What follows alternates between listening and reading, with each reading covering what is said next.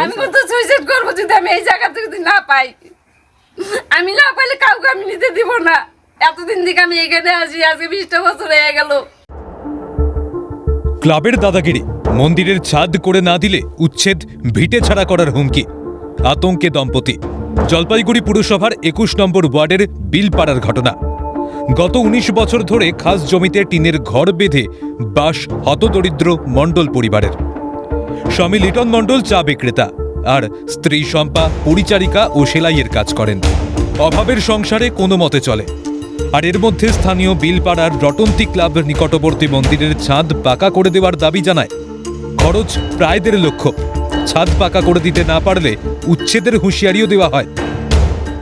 সমস্যা আমাদেরকে এখান থেকে উঠতে হবে যেন উপস্থিত হয়ে আছে ওরা। এদিকে জমি ওদের এই পাশে জমি খাসের জায়গা, সেই খাসের জায়গাটা এখন ওদের লাগবে।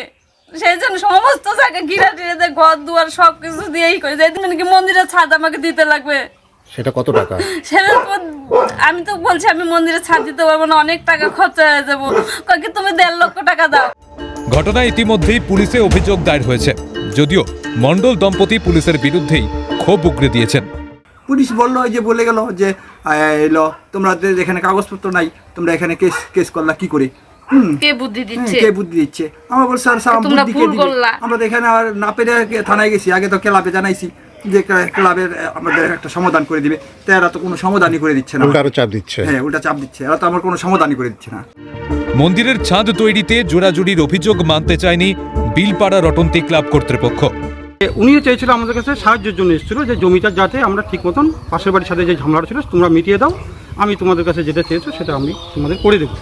রীতিমতন সমস্ত পাশের বাড়ির সাথে যত কিছু সমস্যা ছিল সেগুলো মিটিয়ে দিয়েছি, এবং কি উনি আমাদের যেটা দিতে চেয়েছিল আমাদের সেটা প্রতিশ্রুতি দেওয়ার পরে সেটা কাজটা আমরা যখন চেতে গেলাম যে আমরা মন্দিরের যে ছাদটা শুরু করব সামনের মাস থেকে, সেটা চাওয়ার জন্য গেলাম, কিন্তু উনি আমাদের সেটা বললো যে না আমি কিছুই দেবো না। তার পরিপ্রেক্ষিতে উনি যখন বললো কিছুই দেবো না, তখন আমরা বললাম তাহলে আপনি 7 দিন আমাদের সাথে যে কথা বলছিলেন সেটার পরিপ্রেক্ষিতে আমরা এখানে ক্লাব থেকে এটা জায়গাটা যেহেতু খাসের জায়গা আপনার কাগজ দেখান, যদি লিগাল কাগজ থাকে আমরা ছেড়ে দিচ্ছি।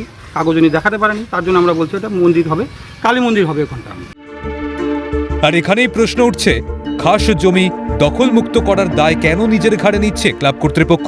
খাস জমি ধর্মীয় কারণে ব্যবহারের অনুমতি বা কে দিয়েছে ক্লাবকে? সরকারি জমিতে কি হবে না হবে সেই সিদ্ধান্ত নেওয়ার ক্লাব কর্তৃপক্ষকে? ক্লাবের মাথার ওপরে কি শাসক দলের হাত? তাই কি এত প্রভাব প্রতিপত্তি? বস্তুত বিলপাড়ার রটন্তী ক্লাবের সম্পাদক অশোক চৌধুরী জলপাইগুড়ি পুরসভার 21 নম্বর ওয়ার্ড তৃণমূল সহ সভাপতি। যদিও এমন ঘটনার পিছনে রাজনীতি বা দলের হাত মানতে নারাজ স্থানীয় তৃণমূল কাউন্সিলর তারকনাথ দাস। না, এখানে তো ক্লাবের ব্যাপার, এখানে তো তৃণমূল বা আদার্স দলের কোনো ব্যাপার নেই। এটা হচ্ছে ক্লাবগতভাবে তারা করেছেন, ঠিক আছে? এখানে ক্লাবগত কোনো ব্যাপার নেই। এমন ঘটনায় হতদরিদ্র পরিবারের পাশে দাঁড়িয়ে তৃণমূলকে আক্রমণ শানিয়েছে কংগ্রেস। মুখ্যমন্ত্রী আপিল করছেন সকলের কাছে যে চা বিক্রি করুন, চা বিক্রি করে রোজগার হবে। আর তারপরে এই লুটেরা লুম্পেনরা যখন তাদেরকে গিয়ে থ্রেট করে টাকা চাইছে, তখন পুলিশের ভূমিকা ঠিক মতন দেখা যাচ্ছে না। পুলিশ বলছে আপনি জমির কাগজ দেখান। পুলিশ কি সব বাড়ি বাড়ি গিয়ে জমির কাগজ দেখতে চাইবে?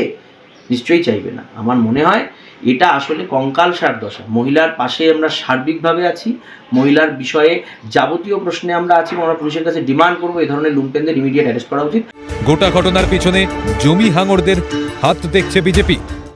যে কোনো ক্লাব বা মন্দির কমিটি গিয়ে তাদের উপর চাপ সৃষ্টি করবে, এটা কখনোই কাম্য নয়। আর আমি আপনাকে বলি, এটা যদিও রাজনৈতিক বিষয় নয়, আপনি খোঁজ নিয়ে দেখবেন যে এটার পেছনে যারা এই সমস্ত কার্যকলাপের সঙ্গে যুক্ত তারা পশ্চিমবঙ্গের শাসক দল তৃণমূল কংগ্রেসের সঙ্গে যুক্ত থাকতেই হবে। ক্লাবের রোশানাল থেকে ভিটে মাটি রক্ষা করতে পারবে মণ্ডল দম্পতি? তিতাস পালের রিপোর্ট, ক্যালকাটা নিউজ।